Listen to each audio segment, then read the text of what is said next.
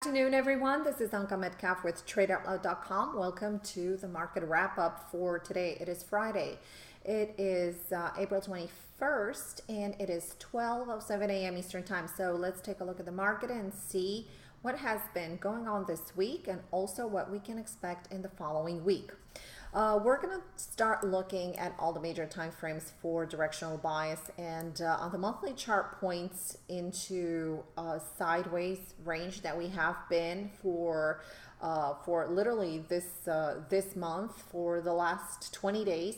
And we can see here that if we get a break below 20,300, there is a much steeper void that can be filled, and we're literally trading on very, very thin ice right here. What we notice here is that this week we have tested this 20-period moving average where we have found support 20,250 level. And if the following week, because you can see here that we have a green candle, so there is some bullish activity within this week. You can see that if we trade above this range, so the 50-50 area is going to be the breakout area. And as I switch to smaller time frames, you're going to understand even better what I'm looking at. So this is going to be the threshold 20,550 area for potential continuation higher into the 2100 area. Things look a little choppy onto the daily chart, meaning that we have been trading for more than a month within this very sideways range. First support level was established at 2369. And for the first time yesterday and the day before yesterday, we tested this support level. So it was a month in the making. We established a new support level lower, slightly lower, 320 was the area. But we found buyers at this level that pushed the market higher. Right now, we are trading below the two moving averages that are very important for this time frame, the 20 and the 50, and price is finding a lot of resistance at this 20-period moving average. We're also noticing a cross that is happening here. If we get a break above next week into over 550 area and stay well above the 550 area, and this is going to be the key level to watch for early next week, we can get a push higher, and the next target areas are going to be 20,700. If the price manages to break above the 20,700, then we have more room to continue higher into our prior target areas, prior resistance areas that were established earlier this year at 21,000 and 21,100 and a little over 21,100 level. So all in all, please keep in mind that it will be a good experience for you to watch the market reaction on Sunday night as we're unfolding the French election, and I strongly suggest you stay away from trading that volatility, but it's a great experience to watch and see how price action is testing prior support resistance levels and how it can potentially drop, let's say, into a support area like 20,300, get immediately bought back, or pushed into the 20,000, let's say 800 hypothetically, and then get pushed back down. Also, let's take a look at the S&P 500 index.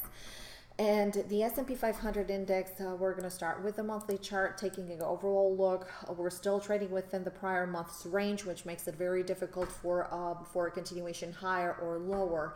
And like I've mentioned in one of the videos earlier this week, is that whenever we're having a solid move to the upside or the downside, the market takes time to digest the prior move. Keep in mind that next week we're having a lot of earnings. Tech stocks are going to start reporting earnings, and we're going to get a lot of movement in these indices due to those earnings.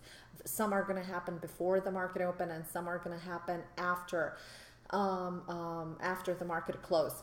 So all in all, monthly chart looks sideways. We're still trading within the prior month's range, and the weekly, we're still not yet out of the woods. A trigger over 65, that is going to be the catalyst to push the price higher into the 2,400 area. Anything below 2,300 is going to push the price much lower into a tradable void, with the first pit stop at the 2273 area and then 2220 area. Looking at the daily range, trading has been extremely sideways since we have created this high March 1st. So we are over a month and a half into this very sideways market. Again, in sideways market, scalping is definitely the name of the game. And there are very few chances for these indices to follow through as for any kind of trade. So 2360 is going to be the breakout area, as you could see it very well on the hourly chart right here. We're analyzing the hourly charts every morning before the market opens.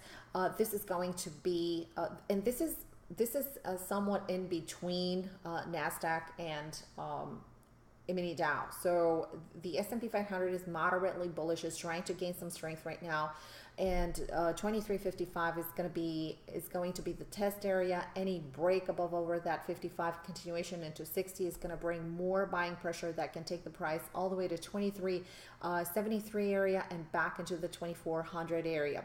If we break below this key level of support right here of 2321, if we test this area, if we consolidate bearish, the next support level that will be tested is going to be 2300. And now let's take a look at E-mini NASDAQ, which is the strongest E-mini. And as you can see here, this is the only chart and the only indice that actually broke above the prior month's high, which makes it very bullish. You can see right here, very tight consolidation, very strong consolidation, and a break above this 60 area can potentially make it run higher. And we have a high here, yearly high of 5481.25. Definitely trying to go towards that target area. So today, very much sideways day. You can see getting bought from the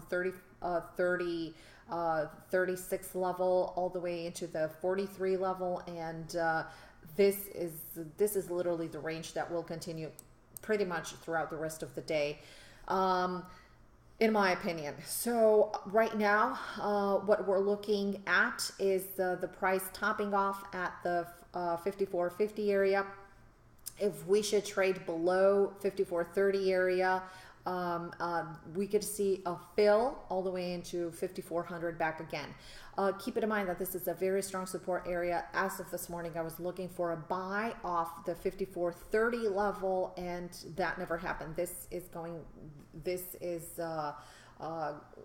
my key area right here. So if 5340 is going to hold, this is going to be the buy area with probably a very tight stop to go back into the 54.50 area. But we're going to be looking that for Monday, because today we're getting late in the day. It is already 12:15, and things are not going to work as well, especially on a Friday in the afternoon. Let's take a look at gold.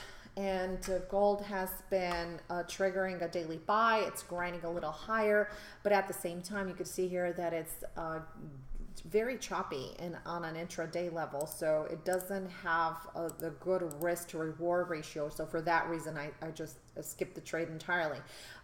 These hourly bars are huge, from 1280 all the way to 1289, so it's a 8 to 9 point range right here within an hour. So very tough to trade in terms of risk and definitely reward, because you are having a target of 90, 92 area, and it's really not, it's totally asymmetric. All right, so let's take a look at oil. And oil had a very rough week with the continuation to the downside. You could see right here that it topped off 52.70 area. $53 was the high again here, the turnaround point, and most probably is heading back lower. It had also triggered this week. Once it triggered below 52, it triggered a weekly sell. We got the follow through into the 49.70 area. 49 49.70, 49.50 is going to be the next area of support here. So we can expect some profit taking here, or if it consolidates weak, then we can see a follow through all the way to 47.30 area. On the daily perspective, this is the resistance that we started with the week. It is at 53.50. We got this breakdown here, 52.57.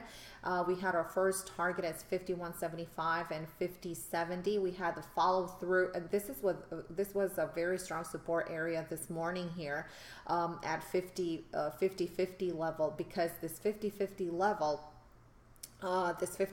level is not only 2 days of support where the price has established support right there, but it was also looking the 20 period moving average was looking to hold price at that level. We also had a cluster of support from prior price action from back at the beginning of April. Needless to say, the price broke below 50.50 and it continued lower into the 49.50 area. Now you can see this cluster of resistance right here that is putting a lot of pressure on price. So we're going to see if this is not going to hold, if 49.50 is not going to hold, most probably we're going to go back to the $49 level and back into these $48 levels where we have a lot of bottoming tails at this point. All right, this was all. I wish you all have a great and relaxing weekend. I'll see you guys back here on Monday. And hopefully on Monday, we're going to have some really great setups. We're just getting warmed up. Like I mentioned before, we're having the catalyst behind the moves. So we're more likely going to have either a breakdown or a breakdown that is going to happen eventually. Nobody knows when, but we're all looking, and traders are looking at these numbers, earnings numbers for a catalyst for these indices to be moving in one way or the other. It's easier to trade with the direction, with a clear direction. And especially when you're having follow through, because in this case, you could have trades that are happening in the afternoon, and you could have trades that you could actually trail to squeeze out most of the profits. Thanks so much for tuning in, and I hope you all have a great and fantastic, relaxing weekend. See you guys here back on Monday.